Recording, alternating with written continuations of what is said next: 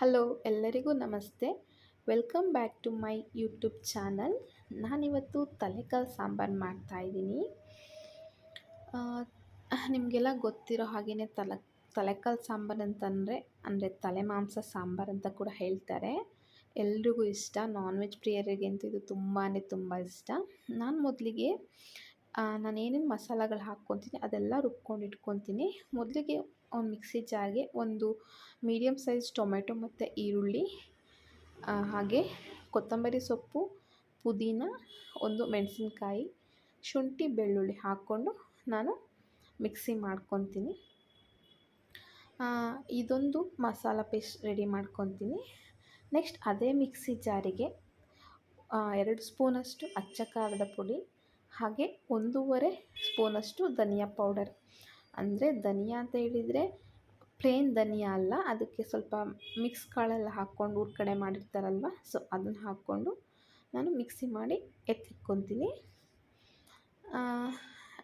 Next ಅದೇ mixie ಜಾರ್ಗೆ ತುರಿದಿಟ್ಕೊಂಡಿರೋಂಥ ತೆಂಗಿನಕಾಯಿ ಮತ್ತು ಚಕ್ಕೆ, ಲವಂಗ, ಏಲಕ್ಕಿ, ಸೋಂಪು ಮತ್ತು ಗಸಗಸೆ, ಸ್ವಲ್ಪ ಹುರಿಗಡಲೆ ಹಾಕ್ಕೊಂಡು ಪೇಸ್ಟ್ ಮಾಡ್ಕೊತೀನಿ. ಈಗ ನನಗೆ ಸಾಂಬಾರು ಮಾಡೋಕ್ಕೆ ಬೇಕಾಗಿರೋವಂಥ ಎಲ್ಲ ಮಸಾಲೆ ಕೂಡ ರುಬ್ಕೊಂಡು ಇಟ್ಕೊಂಡಿದ್ದೀನಿ. ನೆಕ್ಸ್ಟ್ ಇವಾಗ ನಾವು ಮಾಂಸನ ಒಗ್ಗರಣೆ ಮಾಡ್ಕೊಬೇಕು. ಇದಕ್ಕೆ ನಾನು ಸ್ಟವ್ ಮೇಲೆ ಒಂದು ಕುಕ್ಕರ್ ಇಟ್ಕೊಂಡಿದ್ದೀನಿ. ಕುಕ್ಕರ್ ಬಿಸಿ ಆದ ನಂತರ ತುಪ್ಪ ಹಾಕ್ಕೊಂಡಿದ್ದೀನಿ. 1 ಸ್ಪೂನಷ್ಟು ತುಪ್ಪ ಮತ್ತು 1 ಸ್ಪೂನಷ್ಟು ಎಣ್ಣೆ. ಯಾಕಂತಂದರೆ ನಾನು ಜಾಸ್ತಿ ಹಾಕ್ಕೊಂಡಿಲ್ಲ, ತಲೆಕಾಲು ಮಾಂಸದಲ್ಲಿ ಅದೇ ಎಣ್ಣೆ ಬಿಟ್ಕೊಳ್ಳುತ್ತೆ. ಹಾಗಾಗಿ ಫಸ್ಟಿಗೆ ನಾನು ಗ್ರೀನ್ ಪೇಸ್ಟ್ ಏನು ಮಾಡ್ಕೊಂಡಿದ್ದೆ ಅದನ್ನು ನಾನು ಹಾಕ್ಕೊಂಡು ಸ್ವಲ್ಪ ಫ್ರೈ ಮಾಡ್ಕೊತೀನಿ, ಹಸಿ ಸ್ಮೆಲ್ ಹೋಗೋ ತನಕ. ನೆಕ್ಸ್ಟ್ ಅದಕ್ಕೆ ನಾನು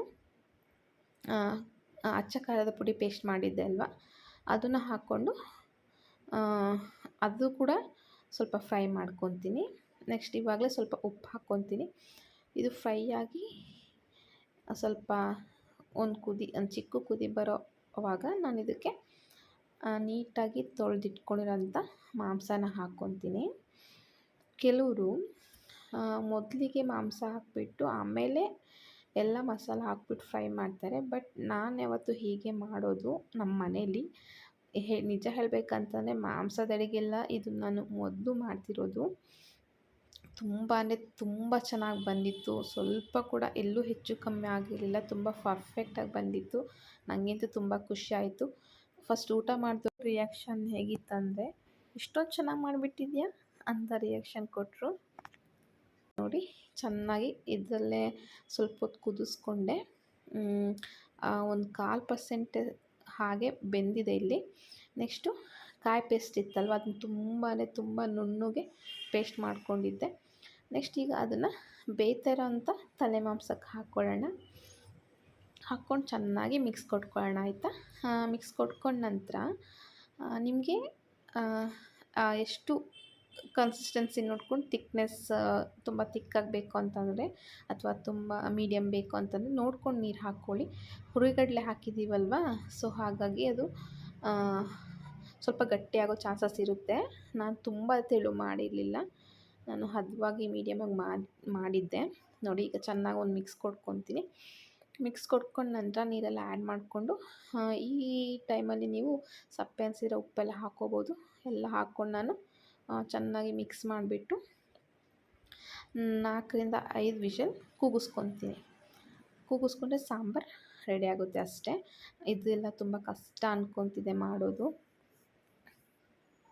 ನಾನು ಮಾಡಿದೆ, ತುಂಬ ಖುಷಿಯಾಯಿತು ಮಾಡಿದ್ಕೂ.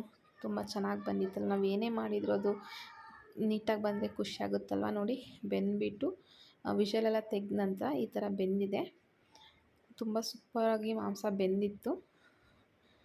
ಲಾಸ್ಟಿಗೆ ಸ್ವಲ್ಪ ಕೊತ್ತಂಬರಿ ಸೊಪ್ಪು ಆ್ಯಡ್ ಮಾಡಿದೆ.